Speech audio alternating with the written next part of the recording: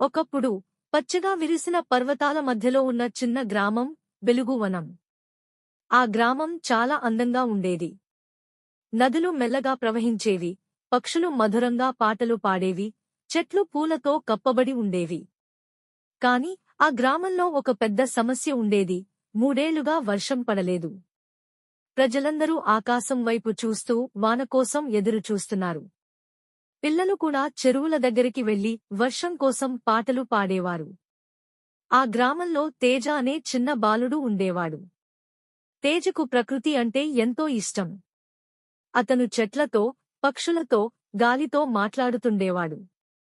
ఒకరోజు తేజ అడవిలో ఆడుకుంటూ ఉండగా పెద్ద రాతి వెనుక నుంచి మృదువైన వెలుగు వచ్చింది. ఆశ్చర్యపోయి దగ్గరికి వెళ్లి చూశాడు. అక్కడ ఒక నీలిరంగు మేఘం బంగారు కిరణాల మధ్య తేలుతూ ఉంది. ఆ మేఘం మృదువుగా మాట్లాడింది. తేజ, నీవు మంచి హృదయం కలవాడివి. ఈ గ్రామం వర్షం కోసం కష్టపడుతోంది కదా? తేజ ఆశ్చర్యంతో తల ఊపాడు. అవును మేఘం. ప్రజలు దాహంతో ఉన్నారు, పొలాలు ఎండిపోయాయి. నేను ఏం చేయగలను? మేఘం చిరునవ్వు చిందించింది. నాకు ఒక బంగారు చిలుక కావాలి. అది ఈ అడవిలో ఎక్కడో దాగి ఉంది. దాన్ని కనుగొనగలిగితే నేను నీ గ్రామానికి వర్షం కురిపిస్తాను. తేజ సంతోషంతో అంగీకరించాడు. అడవిలోకి వెళ్లి అన్వేషణ మొదలుపెట్టాడు. దారిలో చాలా జంతువులు కలిశాయి.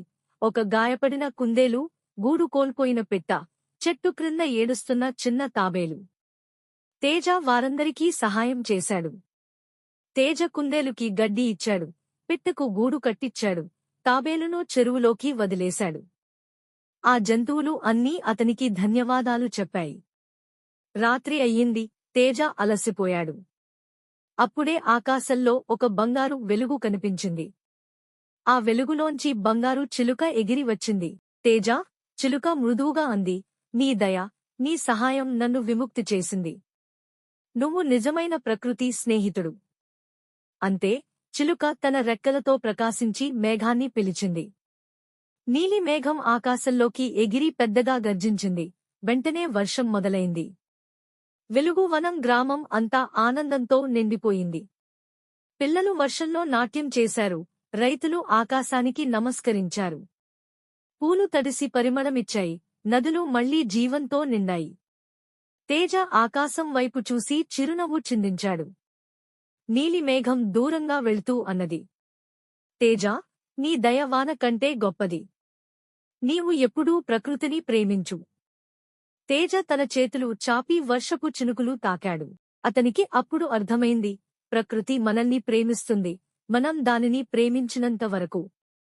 నీతి, సహాయం చేయడం, దయ చూపడం ఎప్పుడూ వృధా కాదు.